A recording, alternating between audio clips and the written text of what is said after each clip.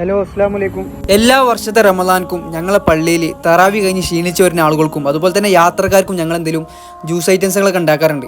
അപ്പോൾ ഇൻഷാ അല്ലാ ഈ പ്രാവശ്യവും അങ്ങനെ ഞങ്ങൾ ഉണ്ടാക്കാൻ പോവുകയാണ്. അപ്പോൾ അതിൻ്റെ ഒരു ചെറിയ വീഡിയോ ആണ്.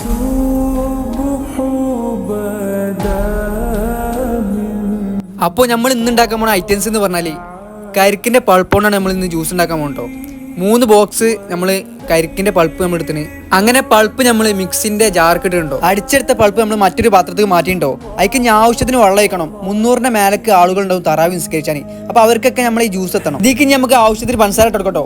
വേണമെങ്കിൽ ഏലക്കായിട്ട് എടുത്ത് ഒന്നും കൂടി രുചി ഉണ്ടാവും. അങ്ങനെ നമ്മൾ പൾപ്പ് കൊണ്ട് ഉണ്ടാക്കിയ ജ്യൂസ് ഏകദേശം റെഡി ആയിട്ടോ. നമുക്ക് ഇതിക്ക് വേണ്ടത് ഐസ് ക്യൂബ് ആണ് കേട്ടോ. 2 വലിയ കവർ ഐസ് ക്യൂബ് നമ്മൾ എടുത്തിട്ടോ. അപ്പോൾ നമുക്ക് ഇത് അതിക്ക് പൊട്ടിച്ചിട്ട് കൊടുക്കാം. 2 ഐസ് ക്യൂബ് നമുക്ക് ഇതിക്ക് ഇട്ട് കൊടുക്കട്ടോ. നമ്മളെ പള്ളിൻ്റെ പ്രത്യേകത എന്ന് പറഞ്ഞാൽ എല്ലാവരും ഉണ്ടാവും, സപ്പോർട്ടിന് എല്ലാവരും ഉണ്ടാവും കേട്ടോ. വെള്ളം ഉണ്ടാക്കാൻ എല്ലാത്തിനും എല്ലാവരും ഉണ്ടാവും. ഇനി നമ്മൾ തയ്യാറാക്കിയ ജ്യൂസ് നമുക്ക് പള്ളിയിലേക്ക് കൊണ്ടുപോട്ടോ.